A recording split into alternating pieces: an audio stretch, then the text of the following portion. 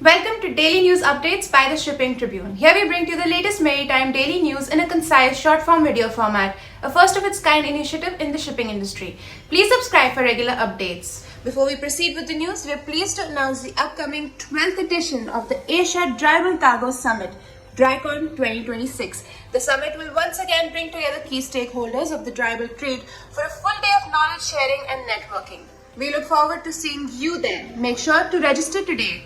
Freight market scenario by Saigal, SeaTrade. The Asia-Pacific Supramax market freight rates were mostly higher on April 14th.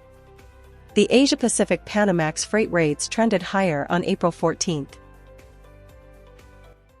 Rise in global energy prices due to West Asia conflict impacts Singapore's port industries.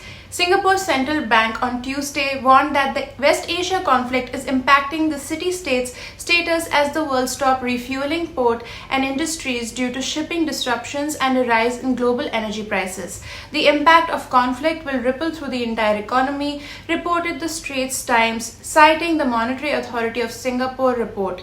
Beyond transport operators, industries like construction, real estate, and food and beverage are expected to face both direct and indirect cost increases, it said. The latest MAS macroeconomic review warns that a long-term energy disruption could hurt the labor market, which relies heavily on migrant workers, including those from India. This could lead to slower hiring and stagnant pay, alongside broader risks of higher inflation and weaker economic growth. Industry group cuts global steel demand forecast for 2026 due to Iran war.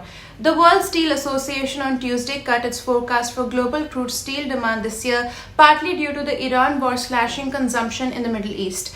The industry group cut its forecast for growth in steel demand in 2026 to 0.3% at 1.72 billion metric tons from a previous forecast in October of 1.3%. We expect the ongoing conflict in the Middle East to result in a sharp drop in that region's steel demand for 2026, which was otherwise positioned for strong growth, said Alfonso Hidalgo Calcerada, chair of the group's economics committee. We are now transitioning to a path of modest growth in 2026 with a more pronounced acceleration projected for 2027. Government amends pricing norms for low-grade iron ore to check wastage, boost steel supply. The government on Tuesday announced the amendment of rules to revise the pricing norms for low-grade iron ore, a move aimed at curbing wastage and enhancing utilization of such reserves to ensure a steady supply to the steel industry.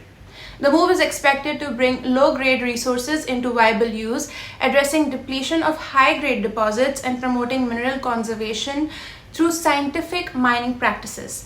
The amendment provides a framework for pricing iron ore with iron content below the threshold level of 45%, included banded hematite quartzite and banded hematite jasper, the Mines Ministry said. While for ore with iron content below 35%, the ASP will be 50% of the same benchmark. Drone hits on Russia ports, but Indian refining at risk.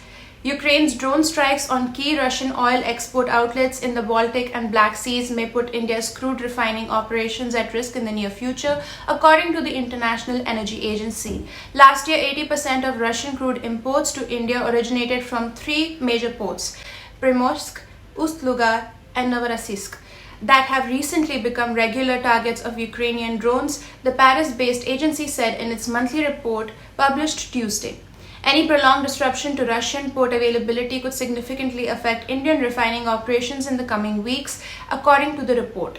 Since the war in the Middle East began, India, the world's third largest oil importer, has faced energy shortages, surging prices, and the prospect of slower economic growth. Russian oil flows have become a lifeline for the South Asian nations' refiners, while alternative barrels, including from Iran, have had limited success in part because of concerns over suppliers and other intermediaries. Thank you for watching the video. Please hit the like button if you like the video, leave a comment down below, and subscribe to the Shipping Tribune YouTube channel if you haven't already.